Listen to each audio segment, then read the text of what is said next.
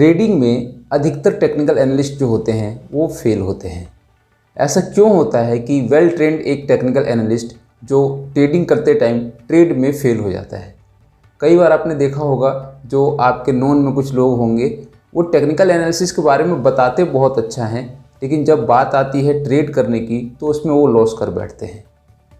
तो क्या रीज़न है कि जो टेक्निकल एनालिस्ट हैं वो ट्रेडिंग में फेल हो जाते हैं? तो इसके कई सारे मेजर रीज़न हैं, जिसमें से हम कुछ की पॉइंट्स को हाईलाइट करेंगे और इसको हम समझेंगे डिटेल में।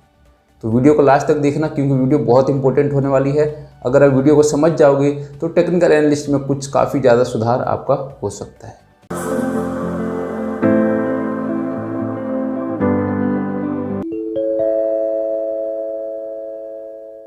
वीडियो शुरू करें इससे पहले मैं आपको बता दूं, अगर आप शेयरनॉमिस के साथ क्लोजली जुड़ना चाहते हैं तो शेयरनॉमिस का व्हाट्सएप ग्रुप ज्वाइन कर सकते हैं, जिसमें मैं आपको डेली स्टॉक रीडिंग की चार्ट शेयर करता रहता हूं। साथ ही मैं मंथ में 2 से 3 बार लाइव आता हूं और उस लाइव सेशन में मैं आपके डाउट्स, क्वेरी वगैरह सॉल्व करता हूँ।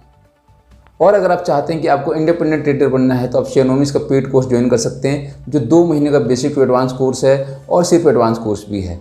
इसमें 2 महीने कोर्स के साथ साथ आपको 1 साल की हैंड होल्डिंग भी दी जाएगी, जिससे आपकी ट्रेडिंग जर्नी में काफ़ी ज़्यादा सुधार होगा। हमारे लिए सबसे पहले ये समझना जरूरी है कि शेयर बाजार काम कैसे करता है। तो देखो, शेयर बाजार काम करता है इन्वेस्टिंग के दम पे। इन्वेस्टिंग इन द सेंस कि शेयर बाजार में पैसा डाल के छोड़ा गया है। जैसे सेंसेक्स हमारा है 100 रुपये वाला सेंसेक्स 60,000 का हो गया, वो ट्रेडिंग के दम पे नहीं होता, डे ट्रेडर के दम पे वो कभी नहीं होगा। शेयर बाजार में पैसा डाला गया है, पैसा डाल के छोड़ा गया है, तब जाके 100 रुपये वाला जो सेंसेक्स है 60,000 और 55,000 के बीच में आज घूम रहा है। अब आपको ये जो ट्रेडिंग शब्द है ना, इसको समझना बहुत जरूरी है। ट्रेडिंग का मतलब होता है एक हाथ से खरीदा, बीच में अपना फायदा लिया और दूसरे हाथ से बेच दिया। यानी इधर से खरीदा, इधर से बेचा, इधर से खरीदा, इधर से बेचा। अब इधर से खरीदा, इधर से बेचे में क्या होता है, जो बीच में होता है कभी फायदा हो जाता है, कभी नुकसान हो जाता है। अगर आप अच्छे ट्रेडर हो, अच्छी एनालिसिस आती है आपको, तो आप फायदा कमा लेते हो। अब समझो, जो हमारा चार्ट होता है वो काम कैसे करता है। जो हमारा चार्ट होता है वो इन्वेस्टर के मूवमेंट को शो करता है। जैसे आप ऐसे समझो, जैसे आपके घर में 2 बच्चे हैं और वो दोनों छोटे बच्चे हैं। आप उनके बिहेवियर को समझ चुके हो कि दोनों छोटे बच्चे कब रोते हैं, कब हंसते हैं, सोने का टाइमिंग क्या है, उठने का टाइमिंग क्या है, किस बात पे रोएंगे, किस बात पे हंसेंगे, किस बात पे दुखी होंगे, किस बात पे खुश होंगे। तो ये चीज़ आपको उन दोनों बच्चों का समझ आ जाता है कि ये इनका यही बिहेवियर है। सिमिलरली इसी तरह हम चार्ट पे क्या देखते हैं, जो इन्वेस्टर्स ने इन्वेस्टिंग करी होती है या फिर जो बड़े ट्रेडर्स ने शॉर्ट टर्म ट्रेडिंग करी होती है, हम उनके बिहेवियर को चार्ट पे रीड करते हैं। एग्जैक्टली हम यही काम करते हैं कि उनके बिहेवियर को चार्ट पे रीड करते हैं। तो रीड करनी बुरी बात नहीं है, गलत बात नहीं है, बहुत अच्छी बात है अगर आप सही रीड कर पाओ तो सही रीड करना इतना भी मुश्किल नहीं है जितना कि इसको टफ बना दिया है, या फिर जितना कि लोग इसको गलत तरीके से समझते हैं।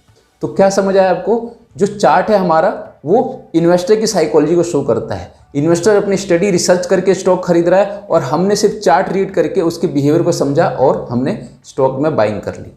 इसी तरह रिटेल ट्रेडर क्या करता है कि चार्ट की रीडिंग करके वो स्टॉक से पैसा कमाना चाहता है, जो कि बुरी बात नहीं है, पर वह है कि रीडिंग करना मोस्ट इंपॉर्टेंट है, वो सही आना चाहिए। अब ट्रेडिंग में सबसे पहली गलती क्या होती है, जो ट्रेडर्स होते हैं वेल प्रिपेयर्ड ट्रेडर होते हैं, लेकिन उन्हें सेल और बाई की जो टाइमिंग है ना वो उनको पता नहीं होती है। सेल कब करना है वो समझ नहीं आता है, बाई कब करना है वो समझ नहीं आता है। सेल करना है जब स्टॉक हमारा लॉस में चल रहा होता है, स्टॉप लॉस हिट हो गया, उसके बावजूद भी वो सेल नहीं करते और लॉस लेके बैठे रहते हैं, और वो क्या होता है कि एक बड़ा सा लॉस बन जाता है। अब बाई कब करना है, जब बाजार खूब तेजी में होता है और देखते हैं कि स्टॉक भागे जा रहा है, तो उस स्टॉक को पकड़ने के चक्कर में गलत प्राइस पे उसको बाई कर लेते हैं। फिर बाजार जब गिरता है तो धड़ करके नीचे आ जाता है और काफ़ी ज़्यादा लॉस हो जाता है।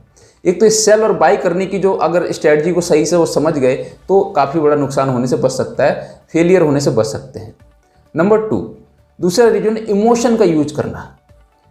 ट्रेडिंग में देखोगे इमोशन का मैक्सिमम 99% ट्रेडर जो होते हैं इमोशन का काफ़ी ज़्यादा यूज करते हैं और ट्रेडिंग चलती है इमोशनलेस होके।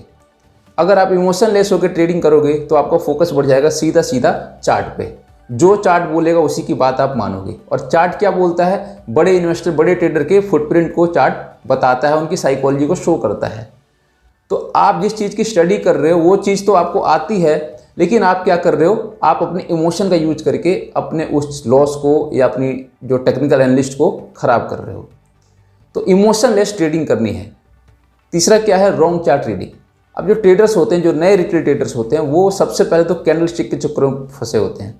दूसरा, वो ट्रेडिंग सेटअप के चक्करों में फंसे होते हैं, ये स्ट्रैटेजी, ये ट्रेडिंग सेटअप, वो ट्रेडिंग सेटअप, इस ट्रेडिंग सेटअप से ज़्यादा पैसे कमा लूँगा। तो इस तरह से कर करके वो ट्रेडिंग सेटअप के चक्करों में फंसे रहते हैं। तीसरा, वो आते ही लेवरेज ट्रेडिंग स्टार्ट कर देते हैं, सीखा हुआ कुछ नहीं, पहले दिन से ही आपका ऑप्शन ट्रेडिंग उनका स्टार्ट हो जाता है। तो सबसे ज़्यादा इंपॉर्टेंट क्या है, सही चार्ट रीडिंग को समझना। तो सही चार्ट रीडिंग क्या है, पैटर्न्स को फॉलो करना, वॉल्यूम्स को फॉलो करना।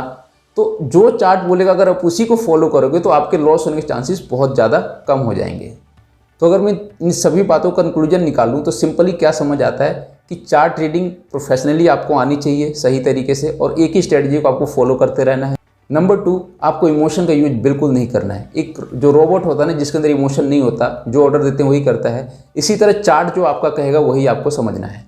नंबर 3, आपको सही साइकोलॉजी डेवलप करनी है। ह्यूमन साइकोलॉजी बाय डिफ़ॉल्ट गलत ही होती है, इसीलिए सही साइकोलॉजी को आपको फॉलो करना है, डेवलप करना है।